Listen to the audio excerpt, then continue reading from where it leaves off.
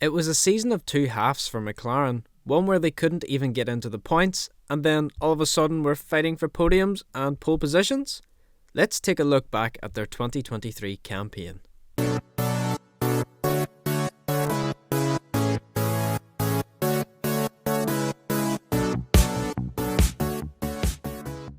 Oscar Piastri joined the team ahead of the 2023 season, replacing Daniel Ricciardo, who would move to Red Bull as their third driver, which we now know means getting a seat at AlphaTauri midway through the season.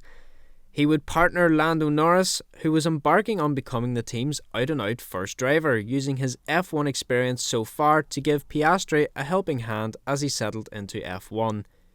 The season-opening Bahrain Grand Prix was a disaster for the team. Norris would finish down in 17th place, 2 laps down, while Piastri retired on lap 13 with an electrical issue. Things didn't get much better at the next round in Saudi Arabia, where the team finished 15th and 17th.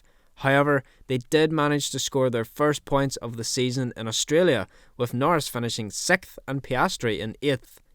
The challenging season would continue with the odd points scoring finish and only the one double points finish from the race in Australia until the British Grand Prix, when everything changed. A special chrome livery, Norris would qualify in second place with Piastri in third, an impressive moment for the team who were struggling to keep up with the midfield. It wasn't a one-off either, as Norris held on to second place in the race with Piastri finishing down in fourth.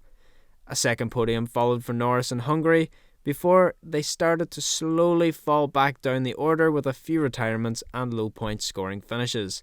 Their form picked back up again in Singapore when Norris claimed yet another podium, before doing the same in the following race in Japan, where he was joined on the podium by Piastri, who finished the race in third place. Then we get to Qatar, a sprint weekend. All eyes were on Max Verstappen, who was out to win the third title, when Oscar Piastri made the headlines about himself by taking pole position away from him in the sprint and then going on to win it. The pair were also able to claim a double podium in the race, with Piastri beating Norris to second spot after what was a challenging qualifying session for the duo, Piastri starting from 6th and Norris in 10th.